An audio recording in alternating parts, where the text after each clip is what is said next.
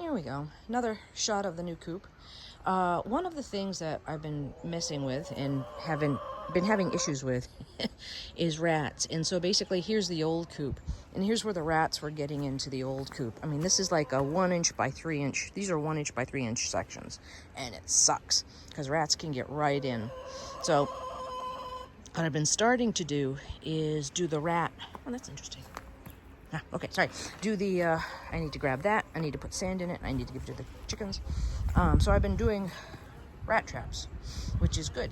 And then it did freezing rain and the rat traps froze. And so I had to bring in all the rat traps and then thaw them. And I washed them out so that they didn't stink of the prior fatalities. And then rebaited them with my special peanut butter and bird seed, wild bird food seed, little balls, and I put them in the traps underneath. This one's armed, so I gotta be careful. So this is where you load it up. That little round hole's where you load it up. So I didn't arm this because that's kind of delicate, and having a live rat is wow, that's amazing. Okay, so I'm gonna show you in a minute. This video is not for the squeamish. So if you're squeamish, I'm not gonna show any faces, any rat faces. But so last night I heard squee as I was getting ready for bed, and a little while I was like another squee as I was getting ready for bed. So this is a trap I'm about to show you that has been activated. So I'm not gonna show you any faces, any heads, anything like that. But here we go. So here's a trap.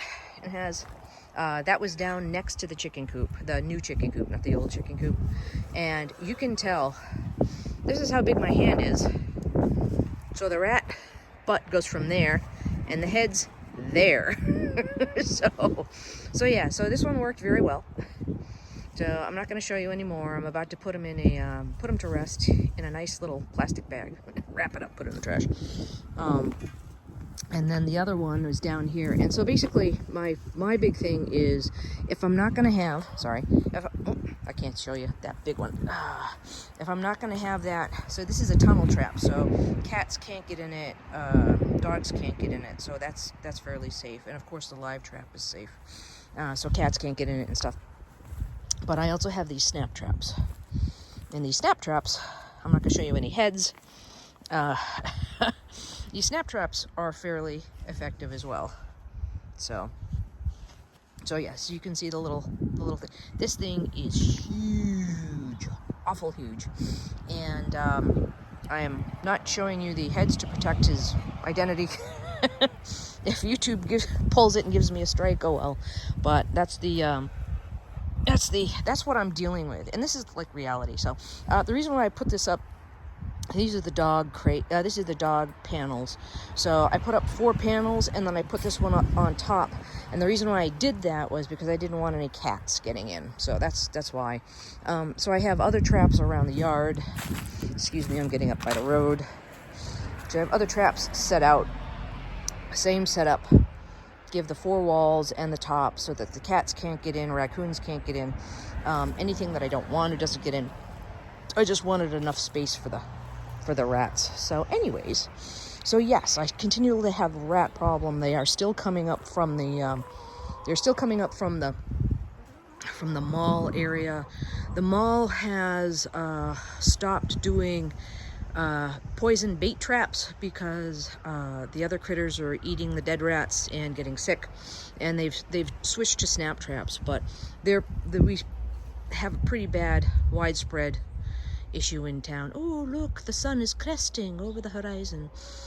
But yeah, that's what I'm battling on a daily basis. So basically I check the traps. When the traps trigger, I put them in a plastic bag. I put the evidence, I put the bodies in a plastic bag, and then and then dispose of them that way.